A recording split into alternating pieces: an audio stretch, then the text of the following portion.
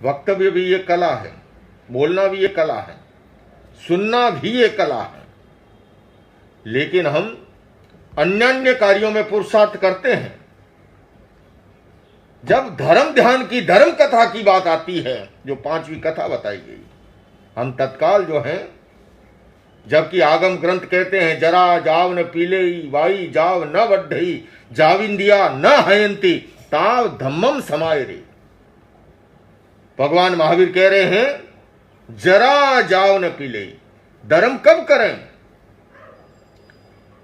जब तक बूढ़ापा न आए। ये मार्गदर्शन किया। क्यों? क्योंकि भगवान इस सच्चाई को जानते थे। वृद्धावस्था में आदमी चाहते हुए भी आंखें साथ नहीं दे रही है, पढ़ नहीं पाएगा, कान साथ नहीं दे रहा है, सुन नहीं पाएगा, घुटने कमर साथ नहीं दे रही है। जहां भी जाना है उपासना के लिए, जो जो अपनी मान्यता है, मंदिर हैं, स्थानक हैं, भवन हैं, जा नहीं, पहुंच ही नहीं पाएगा। तो कहा जरा जाव न पीले। जरा बूढ़ापा, जरा जाव न पीले वाई जाव न वड्ढई। और व्याधियां जब तक ग्रसित न कर ले, जाविंदिया न हयंती, इंद्रियां जब तक क्षीण न हो जाए, ताव धम्मम समाये रे। इसका मतलब क्या हुआ? जब तक तुम युवा हो, इंद्रियां सक्षम हैं, समर्थ हो। हम सोचते हैं, मैं तो, एक युवक आया देरी से, मैंने कहा क्या बात है, आज लेट आए प्रवचन में? अभी तो खाली 10 मिनट बाकी रहे। बोले महाराज जी घर से तो टाइम पे ही चल रहा था, इतने में LIC वाला एजेंट आ गया, उसको एक किस्त जमा करानी थी, इसलिए विलंब हो गया। मैंने कहा ये LIC और ये क्या है? बोले महाराज जी आपको क्या पता, आप तो साधु बन गए हैं, चोली मिलिया जाबक मिलिया गुरु का भेद, खाली जावा भरिया आवा, का करे गुरुदेव। हम गृहस्थियों को, आपको नहीं पता कितना समस्याएं होती हैं। घर से निकलते हैं, शाम को जब सही सलामत घर पहुंच जाएं तो लगता है आज का दिन प्रसार हो गया, इतने एक्सीडेंट, इतनी घटनाएं, दुर्घटनाएं।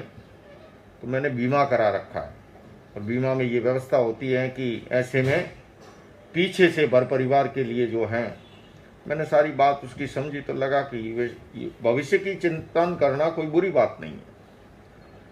बात संपन्न होने मैंने ये कहा, अच्छा ये बताओ सामायिक करते हो कि नहीं, ध्यान कुछ करते हो कि नहीं, जाप करते हो कि नहीं, स्वाध्याय?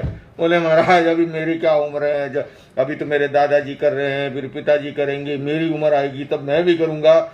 जो ही धर्म कथा की बात आई, जैसे कोई अमर पट्टा लिख करके जेब में रखा हुआ हो।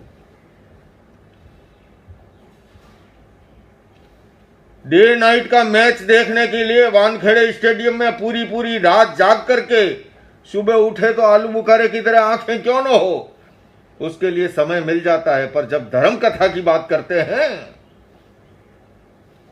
जबकि प्रकृति कितना सचेत करती है, प्रकृति तो समय समय पे घंटी बजाती है, सावधान करती है, अरे भैया ये मानव जन्म मिला है।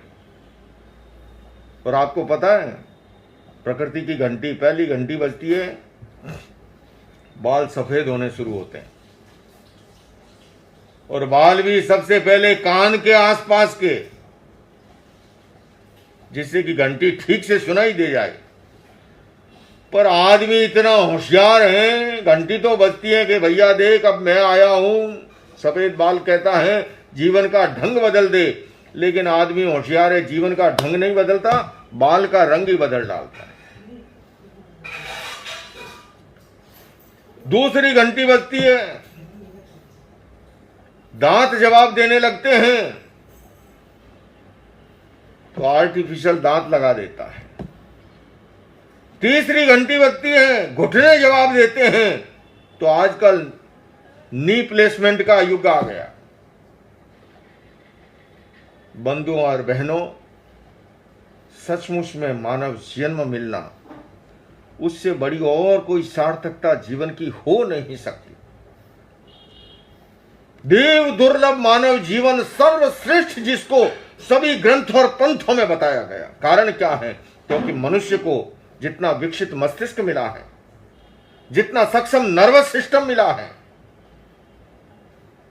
किंतु उसके बाद अगर जीवन को केवल तेल, लूण और लकड़ी के चक्कर में जाया कर दे तो इससे बड़ी अधिक मूर्खता कुछ नहीं होगी। अपेक्षा है लिविंग विद पर्पस, उद्देश्यपूर्ण जीवन, सार्थक जीवन। और मेरे मुंह से जब शब्द निकला लिविंग विद पर्पस, मुझे एक प्रसंग, हमारे देश के उपराष्ट्रपति हुए सर्वपल्ली डॉक्टर राधाकृष्णन, अभी उनका जन्मदिन गया 5 सितंबर, पूरा देश शिक्षक दिवस के रूप में मनाता है। उन्होंने ग्रंथ लिखा था, 14 लोगों की जीवनी उसमें उन्होंने उकेरी थी, और जिस समय उन्होंने ग्रंथ लिखा था 13 लोग उसमें से इस दुनिया से विदा हो चुके थे, एकमात्र एक व्यक्ति जीवित थे। और मेरा परम सौभाग्य है कि उनके कर कमलों से दीक्षित होने का मुझे अवसर मिला। वो नाम था महान आचार्य तुलसी। लिविंग विद पर्पस, पुस्तक का टाइटल था लिविंग विद पर्पस, उद्देश्यपूर्ण जीवन, सार्थक जीवन। ये मनुष्य जीवन मिलने के बाद भी अगर हम केवल उसी में लगे रहें तो जैसा भर्तृहरि ने कहा, धर्मेण हीना पशु भी समाना,